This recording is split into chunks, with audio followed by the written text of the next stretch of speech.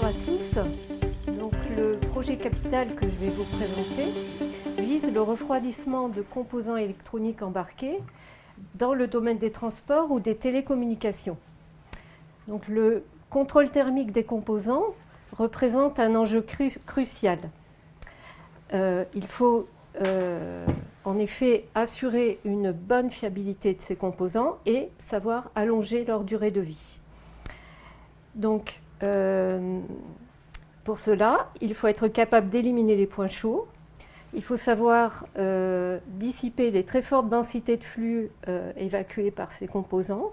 Tout cela dans un contexte très contraint, puisqu'il faut utiliser des fluides non toxiques, non inflammables. Les dispositifs doivent être fiables, donc passifs, légers, peu coûteux et compacts. Donc le matériau polymère répond à un certain nombre de ces contraintes. Il est compatible avec l'eau, il est léger, il permet d'être mis en forme selon des géométries complexes grâce à la fabrication additive. Donc c'est pourquoi le CETIL s'est associé au Centre technique IPC afin d'étudier la faisabilité d'utiliser un matériau polymère comme enveloppe de caloduc. Mais qu'est-ce qu'un caloduc ? Donc un caloduc est un système de transfert de chaleur qui utilise le changement de phase d'un liquide contenu dans une enceinte étanche pour transférer le flux. Donc nous avons réalisé en fait un caloduc très particulier puisqu'il comporte un évaporateur métallique qui joue le rôle de diffuseur de chaleur et un condenseur en matériau polymère avec des ailettes creuses intégrées.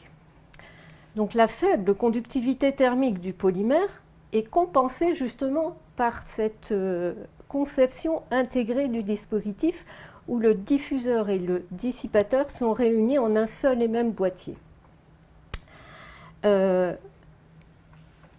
Notre dispositif est particulièrement efficace puisqu'il réduit donc, les résistances thermiques de contact et grâce à la condensation à l'intérieur des ailettes, donc nos ailettes sont isothermes, donc particulièrement efficaces. Alors nous avons testé un grand nombre de géométries en ayant pour objectif d'augmenter la surface d'échange pour un volume donné, ce qui revient en fait à diminuer le diamètre des ailettes. Mais il se pose un problème, c'est que le fluide va former des bouchons à l'intérieur des ailettes qui viennent bloquer le fonctionnement du condenseur. Donc pour remédier à cela, nous avons imaginé tout d'abord de modifier la section du tube. En modifiant cette section, on joue sur la courbure de l'interface et donc sur la stabilité des bouchons. Par ailleurs, la géométrie non circulaire permet de mieux drainer le liquide au travers des coins par des effets de capillarité. Nous avons eu également l'idée d'interconnecter ces différentes ailettes de sorte à ce que les bouchons circulent de manière continue à l'intérieur des tubes. Donc nous avons testé en particulier des géométries lattices, des géométries en forme d'araignées multiples, et nous avons obtenu des très bons résultats. Ces géométries fonctionnent avec de l'eau, donc c'est très encourageant et ça nous incite à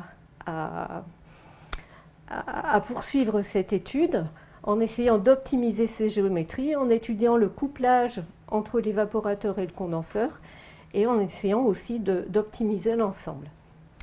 Voilà, je vous remercie.